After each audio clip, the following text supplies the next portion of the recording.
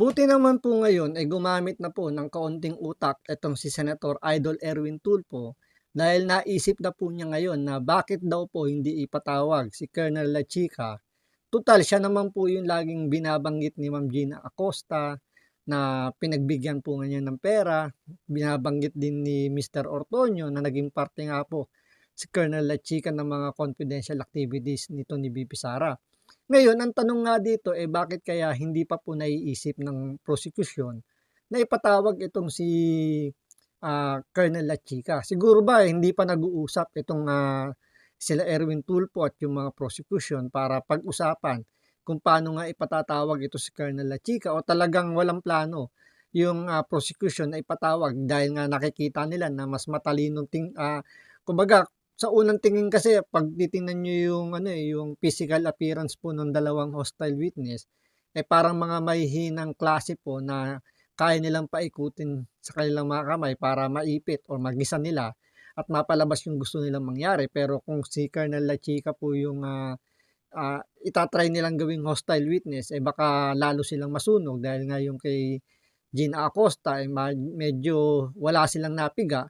Pati na rin dito kay Mr. Ortonio parang nangyari nasunog po sila kaya nagdaalangan po sila ngayon dito. Kaya nga po yung pagtataka rito ni Erwin Tulfo bakit hindi pa ipatawag si Colonel La Chica talagang magdududa ka. So ito panoorin po natin tong mga pagtataka ni Erwin Tulfo bakit hindi pa ipatawag si Colonel La Chica ng prosecution. So ito panoorin po natin pero siyempre bago ang lahat kung di ka pa naka-follow sa Makapili TV, baka naman po pwedeng makalambing po ng konti sa inyo pakipindot po muna yung subscribe or yung follow button at the same time pa-like and share na rin po ng video. Wala naman pong bayad yan kaya pindot na. So ito panoorin po natin.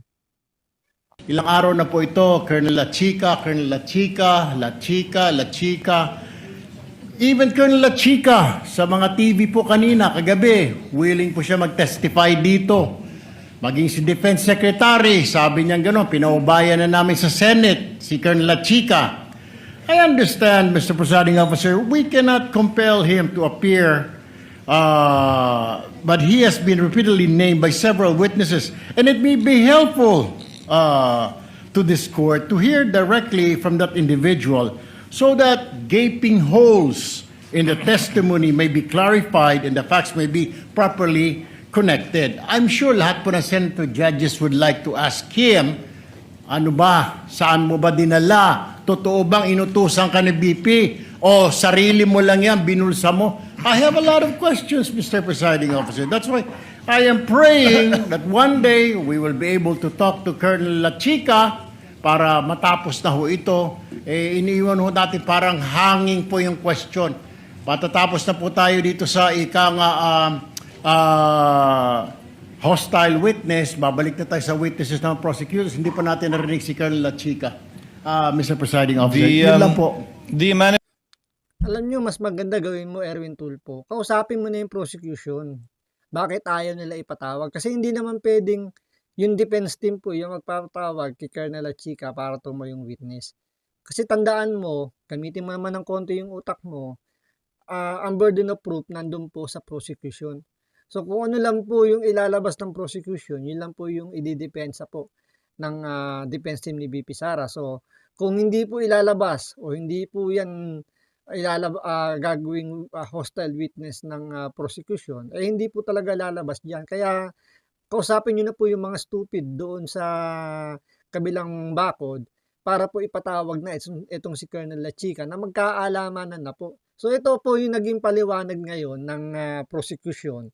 Bakit po ayaw po nilang ipatawag si Colonel La Chica? Siguro po natatakot po sila dahil nga sa siya yung mas may nalalaman pagdating po sa confidentiality o yung mga confidential activities.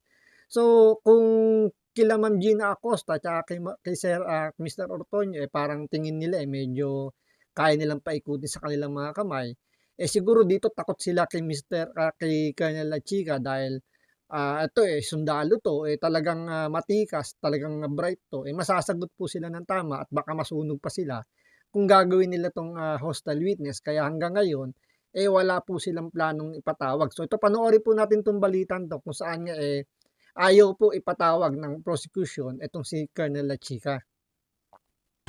Hindi raw natatakot ang prosekusyon na iharap si Colonel Dante Lachica na siyang sentro ng usapin ngayon ng confidential funds ng Office of the Vice President. Pero giit nila, pinag-aaralan pa kung dapat nga bang gawin pa itong witness sa impeachment trial. Narito ang Frontline Report.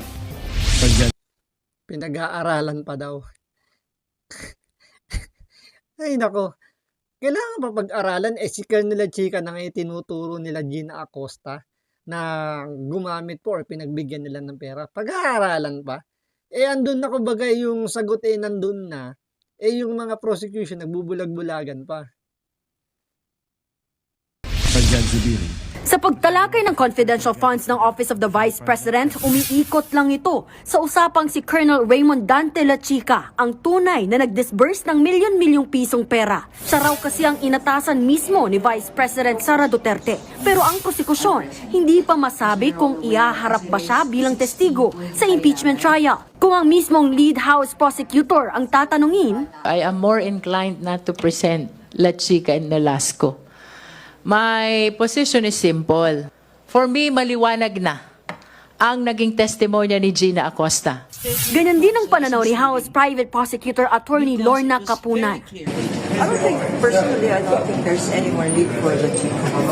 Pero paglilinaw ni Attorney Capunan, Di ba parang ano ang napatunayan nila kay Gina Acosta na inutos ni VP Sara? Ano naman kung inutos? Natural sila, si VP Sara yung boss nila, natural siya yung mag-uutos. Pero ang tanong, ano na napatunayan ng prosecution? Kung sabihin natin, napatunayan nga nila si VP Sara yung nag-utos. Ano na ngayon kung si VP Sara nag-utos? It means ba mayroon ng korupsyon dahil inutos ni VP Sara? Yun ang dapat patunayan ng prosecution. Kaya dapat ipatawag nila itong si Colonel La Chica na magkaalamanan na.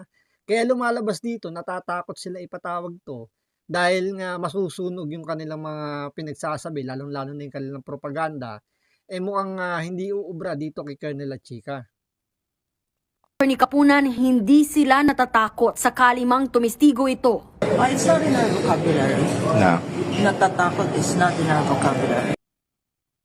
We're here to speak to the truth, and we're here to present the truth through our documents and our testimony. Yan din ang binigyang diin ni House Prosecution Panel spokesperson Attorney J. Tolosa. Giit niya may kaakibat na serious inherent risks ang pagpapatawag ng potential hostile witness. Ayon kay Tolosa, kailangan munang tukuyin ng prosekusyon kung talagang kinakailangan ang testimonya ni La Chica upang maabot ang kanilang evidentiary targets. Lalo pat tumestigo naman na sina dating OVP Special Disbursing Officer Gina Acosta at Assistant Chief of Staff Lemuel Ortonio. Absolutely necessary pa ba siya para patunayan namin yung essential evidentiary targets namin? Yun. So, kaya hindi pa namin masarado yung decision ngayon, hindi pa kami tapos. No? So, after we present these other witnesses pa, then we'll make a definitive decision. Pero si La Chica, handa raw humarap at tumestigo oras na ipatawag. Handa raw siyang sabihin ang katotohanan alinsunod sa applicable na batas at security restrictions. Pinag-aaralan din daw ng defense team ni VP Sara kung ihaharap ba nilang testigo si La Chica. Ayon kay Defense Panel spokesperson Attorney Michael Poa, hihintayin muna nilang matapos ang presentasyon ng prosekusyon. So maybe after nitong Article 1, mag-uusap rin kami ng ating mga co-counsels para tingnan kung sino ang mga kinakailangan naming i-present. Pero sa ngayon, since hindi pa po tapos yung Article 1, hindi pa kami makapagsasabi kung sino talaga ang mga testigo. Nagbabalita mula sa Frontline, Mario. Alam nyo, dapat ito kausapin na ni Erwin Tulfo, itong prosecution. Na iharap na nila or i-request na nila maging witness o kahit malang hostile witness itong si Colonel La Chica para matapos na once and for all.